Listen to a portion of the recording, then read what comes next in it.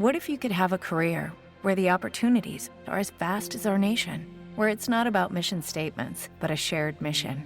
At U.S. Customs and Border Protection, we go beyond to protect more than borders. From ship to shore, air to ground, cities to local communities, CBP agents and officers are keeping people safe. Join U.S. Customs and Border Protection and go beyond for something far greater than yourself. Learn more at cbp.gov/careers.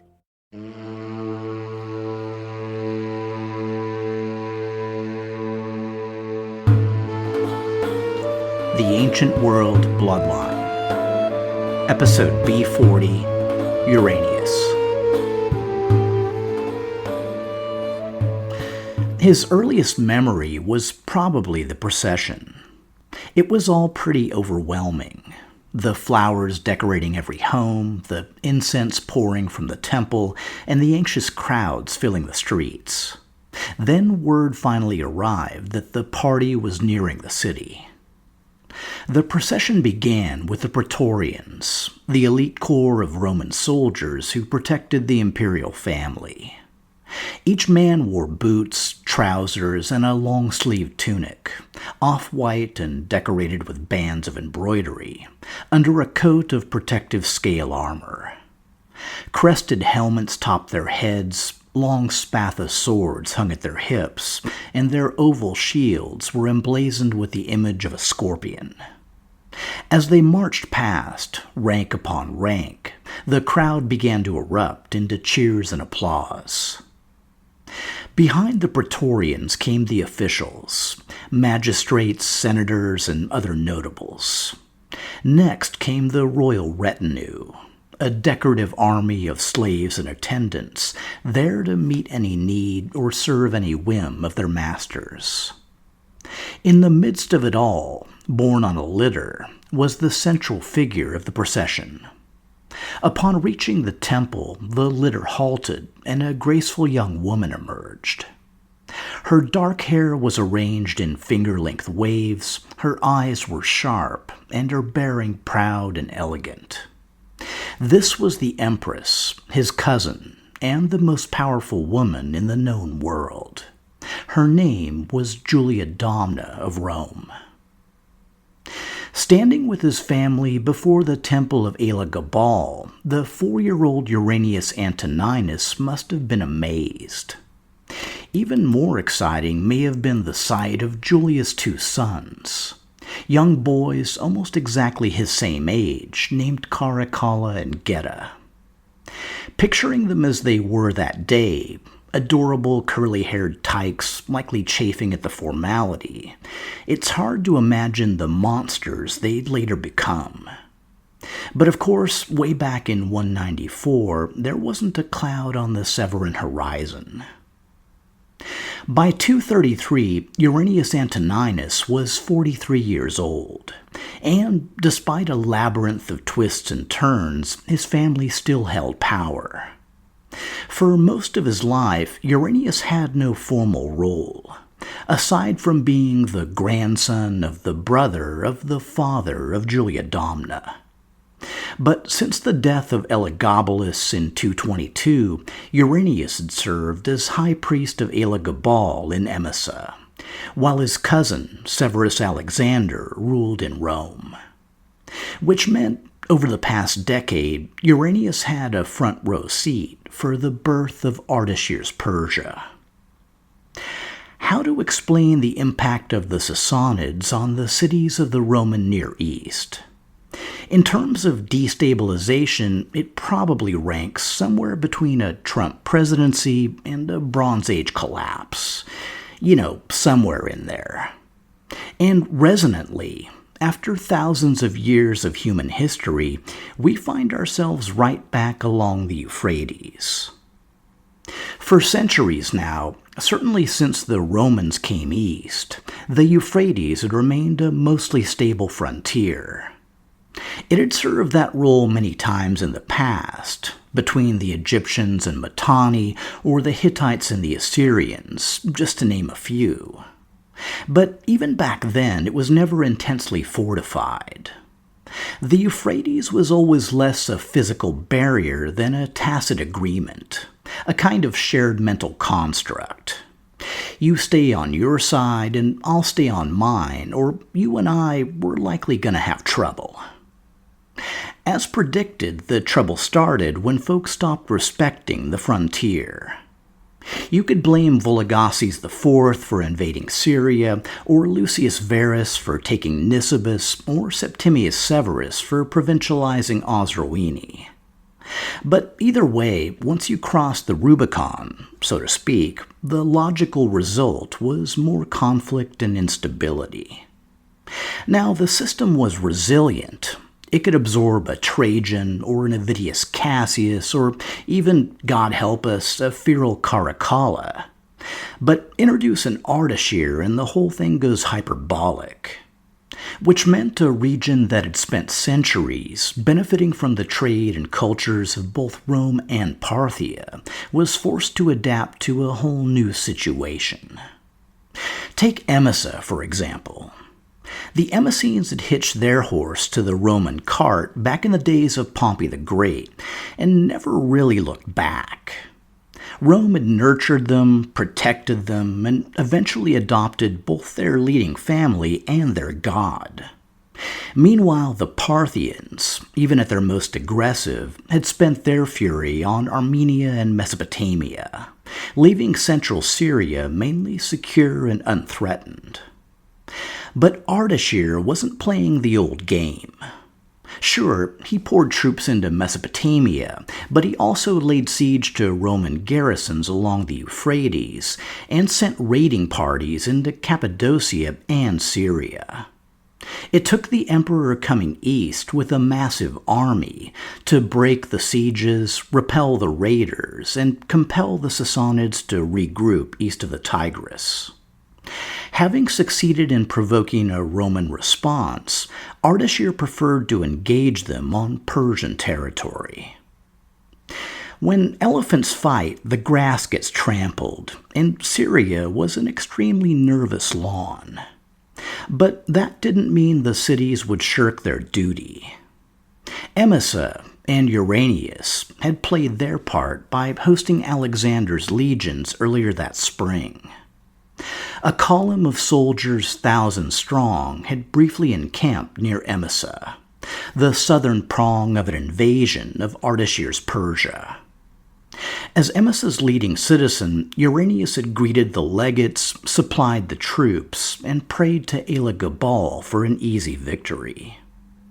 Then the legions had marched off under the rising sun, across the open desert toward Palmyra. It was easy to picture the journey, a week or so at an army's pace to cross the 100 miles, and for all that time little respite from the burning sun, the hot dry wind, and the monotony of the landscape. But at the end, as a later traveler remarked, we come gradually to a scene of enchantment. And though we have come expressly to see the scene, it breaks upon us as a surprise. Dark feathered palms stand in stark relief to bright marble colonnades. Majestic temples provide a backdrop for caravans of exotic goods. And even before you reach the Emesine Gate, twin to the Palmyrene Gate back in Emesa, the city's beauty and prosperity are obvious. Though Emesa had been allied with Rome for much longer, Palmyra was infinitely more ancient. Under its pre-Greek name of Tadmor, which, like Palmyra, comes from the word for date palm, it appears in the records of the Assyrians and Mariotes back in the 2nd millennium BC. At the time, in fact, for most of its existence, it wasn't known as a city, but as an oasis. There's nothing more valuable in the middle of a desert than a dependable water supply, and Palmyra's Efka spring allowed men, crops, and animals to thrive. Over the centuries, various tribes called Palmyra their home, at least in a transient sense.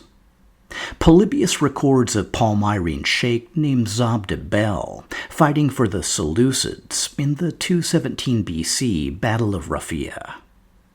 But the first link in the chain to the modern city came in the mid-2nd century BC, when a number of tribes decided to settle down.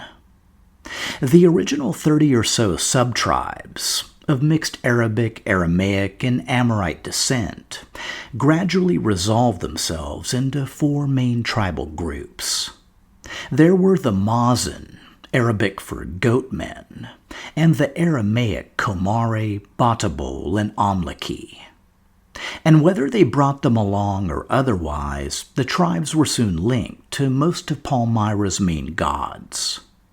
The Mazan with Baal-Shamin, the Komare with Aglabol Malakbel, and the Batabol with Arsu and Atargatis. As historian Pat Southern notes, the unifying force that bound them together was the worship of the chief god Bel, often called Bel-Marduk, the supreme god of ancient Babylon. So we start with a few tribes, a few gods, and a convenient watering hole, possibly even a rudimentary village. But before long, the oasis became a popular trading station. Sometime in the late 2nd century BC, Palmyra got its first monumental architecture, in the form of tower tombs erected by wealthy merchants. But a minor incident several decades later hints that most of its wealth was still portable. First contact with the Romans came in 41 BC, and I guess it could have gone worse. An ambitious general attacked Palmyra looking for riches and plunder. But on his approach, the vigilant Palmyrenes collected their goods, mounted their camels, and rode hard for the Euphrates. From the relative safety of the opposite bank, they fired arrows to discourage pursuit. The Roman commander, a man named, Mark Antony, soon gave up and went off to join Cleopatra in Tarsus. The next Roman interaction was, fortunately, more diplomatic. In 18 AD, Mark Antony's grandson, Germanicus, came calling, during the course of his Eastern Imperium. His visit spurred construction of Palmyra's most famous building, the magnificent Temple of Bel. The temple was built atop the remains of a much older structure, on a mound holding evidence of thousands of years of human occupation. Like most Eastern temples, the Temple of Bel was defined by a massive enclosure called a tenemos. As historian Warwick Ball notes, in the Greco-Roman West, a temple needed only to be large enough to house the image of the god, as well as some associated priestly functions. In the East, however, participation by the public was as important as the image. Virtually all Semitic religions demanded that the entire community gather together on an appointed day for a communal worship at the main city temple, a ritual that goes back to ancient Mesopotamia. The sanctuary inside the tenemos was considered the god's home. In the Temple of Bel, it was placed roughly in the center. As Richard Stoneman describes, the house of the god is entered by a central monumental gateway, freestanding and almost Egyptian in style. Within, to the left and right, stand symmetrical roofed shrines, one perhaps for the permanent statue of the god, the other for its portative replica used for processions. Among the temple's many embellishments were bas-relief carvings of the 7 planetary deities, surrounded by the signs of the zodiac, and of a procession of camels and veiled women. Shortly after Germanicus's visit, a local legate also set up statues of Tiberius, Drusus, and Germanicus. The question of exactly when Palmyra became Roman is the topic of frequent debate. Most scholars believe the foundations were laid at the time of Germanicus's visit. In practical terms, this meant paying Roman taxes, hosting a Roman garrison, and supplying auxiliary troops as needed in times of war or crisis. In parallel, by the mid-1st century, Palmyra adopted the institutions of a Hellenistic polis. This included a council of nobles, a people's assembly, chief magistrates called archons, or dumviri in Latin, financial leaders called syndikoi, military generals or strategoi, and religious leaders known as symposiarchs. The title of symposiarch, or master of dining, gives some insight into Palmyrene religion. Similar to the Nabateans, worship centered on a sacred meal, often preceded by a ritual cleansing bath. According to historian Richard Stoneman, the meals of the cult of Baal-Shamin also involve sacred wine, in a ceremony similar to the Christian Eucharist. Rituals were meant to celebrate one's ancestors as well as worship the god, who was viewed, in Stoneman's words, as an honored guest, not a pampered object of wonder. It kinda goes without saying, though I'm gonna say it anyway, that this low-key communal dinner party type service was worlds away from the high-energy musical dance fest that was worship of Elagabal. And even stranger was that Elagabal was the normal one. Syria was widely known for its many ecstatic cults, and in this area it was the Palmyrenes who danced to their own drum, by not dancing and also not drumming.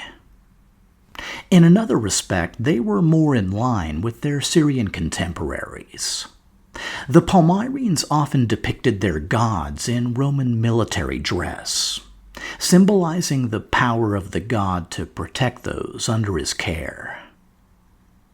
Trade and prosperity continued to grow during the second half of the 1st century. Like Emesa, Palmyra provided thousands of archers to fight for Vespasian in Judea. And it was around this time the city was described by the naturalist Pliny the Elder. He called it a city with an outstanding location, a rich land, and pleasant springs. A vast sand desert surrounds its fields everywhere, and nature has, as it were, isolated it from other lands, so that it has preserved its own fortune between the two greatest empires of the Romans and the Parthians. Under Trajan, Palmyrene archers first served in the Roman military. His successor, Hadrian, named Palmyra a free city and raised it to the rank of metropolis. Hadrian's visit to Palmyra around 130 A.D. prompted construction of another famous monument, the temple of the ancient Canaanite sky god Baal-Shamin, known to the Palmyrenes as the Lord of Heaven. Much like the earlier Temple of Bel, the Temple of Baal-Shamin fused Roman and Syrian elements. It also included a dedication to its builder, a Palmyrene official named Male Agrippa, who, being secretary for a second time when the divine Hadrian came here, gave oil to the citizens and to the troops and to the strangers that came along with him, taking care of their encampment. By the mid-2nd century, Palmyra reached the height of its prosperity, which is probably a convenient time to discuss Palmyrene trade. While the neighboring Nabateans focused on the South Arabia spice trade, the Palmyrenes focused on the trade in Chinese silk. Beginning its journey in the city of Chang'an, the silk made its way over mountain, steppe, and desert to the oasis city of Kashgar, at the time a satellite kingdom of the powerful Kushan Empire. From there it traveled via the cryptic-sounding stone tower to the old Bactrian fortress city of Bactra. There the route split, with one branch heading south toward the Indian coast and the other continuing west through Herat and Merv before ending at Seleucia on the Tigris. The Indian route ended up with ships that carried the silk on to Charax. These trade routes are reflected in Palmyrene funeral reliefs, which showed not only camels but also ships. And however much they were involved up until this point, from Charax or Seleucia, it was a purely Palmyrene affair. Both cities had established Palmyrene trade colonies, as did every major city all along the Euphrates. Once a shipment came in, the Palmyrenes would get it to the river, sail it up north, either to Hit or Dura Europos, then load it onto a caravan bound for Palmyra. Caravans might be funded by individuals, by groups, or even by the city as a whole. Either way, according to historian Pat Southern, the central figure was the synodiarch.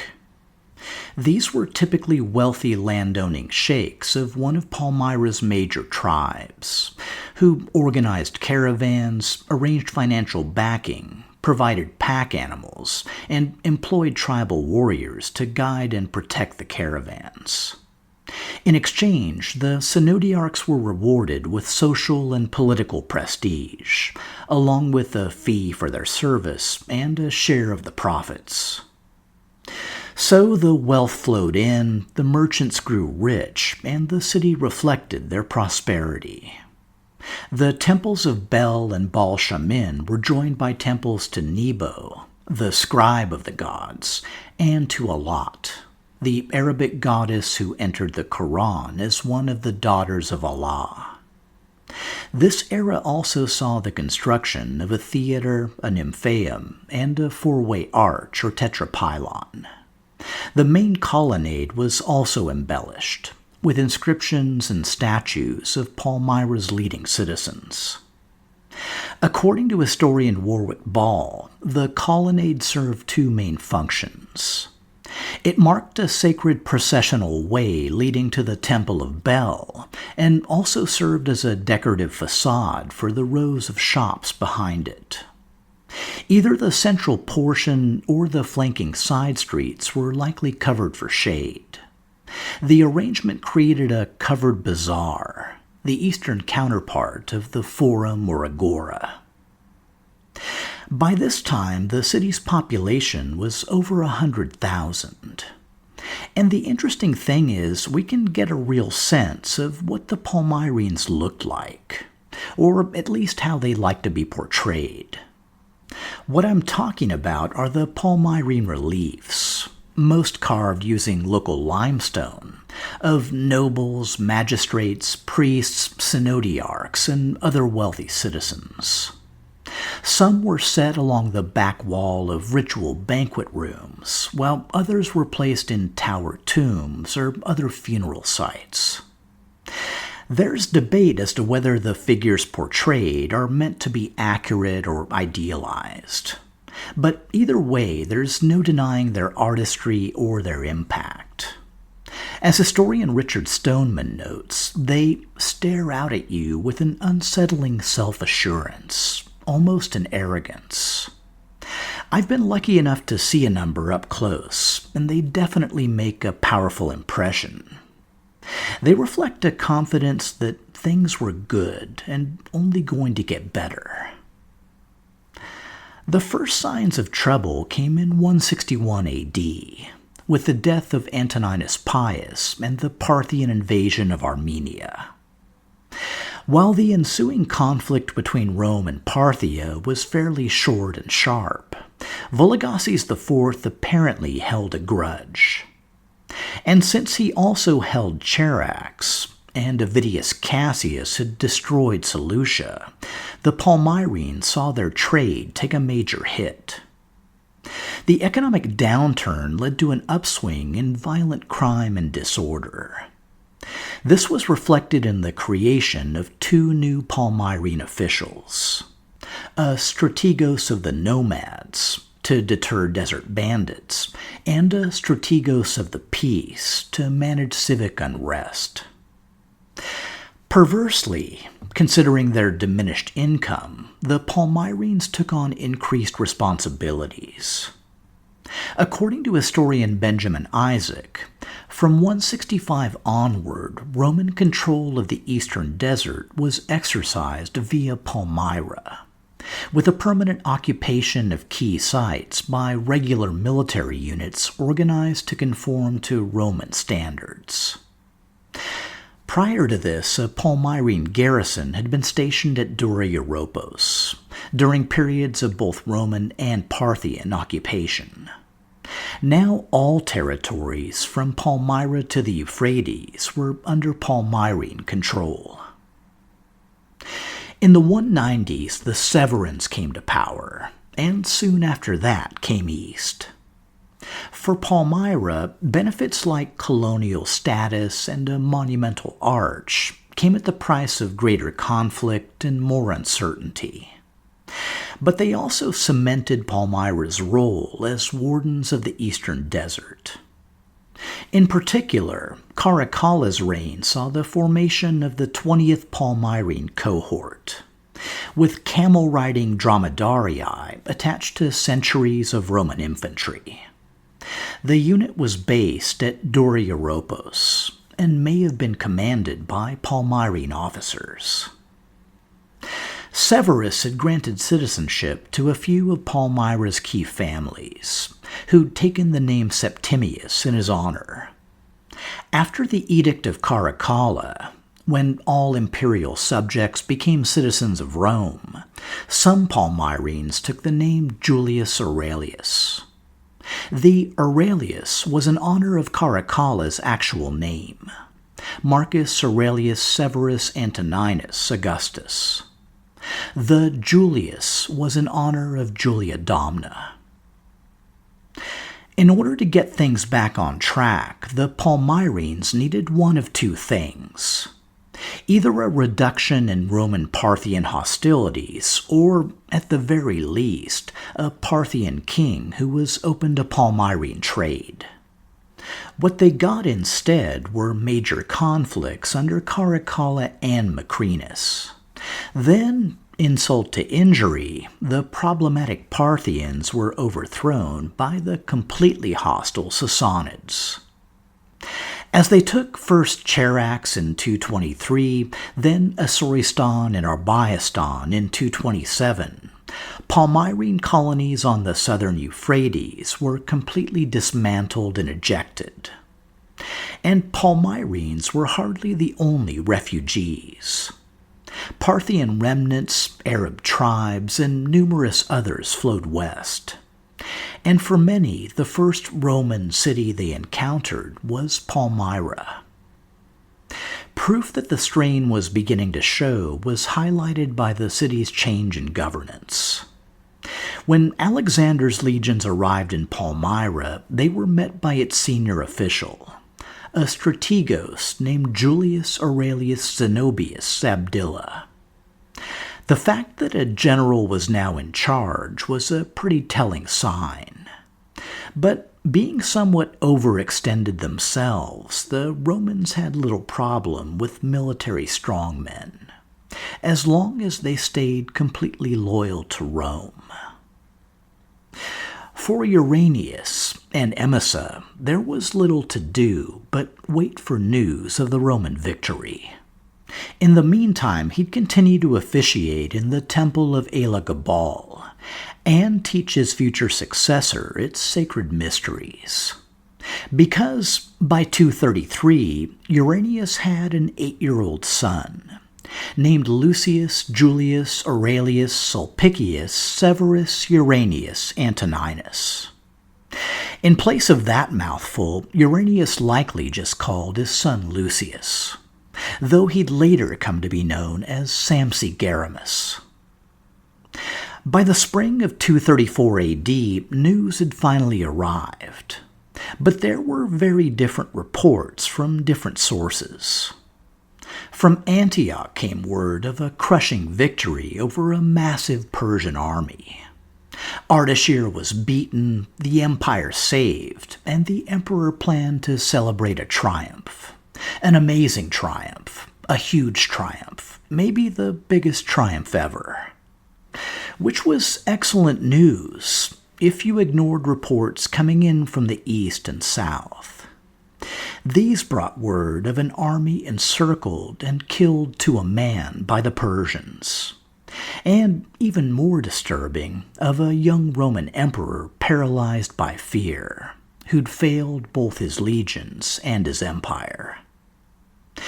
Uranius may have preferred to ignore this fake news and trust in the account of Alexander.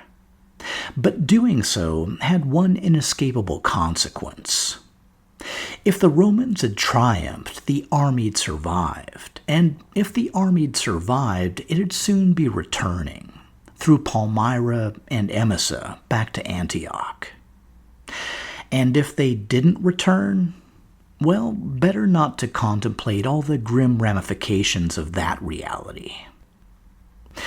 When I picture Uranius, he's looking east at sunrise, sure, to greet the sun god Elagabal, but also scanning the horizon for the line of soldiers that'd confirm his cousin's victory.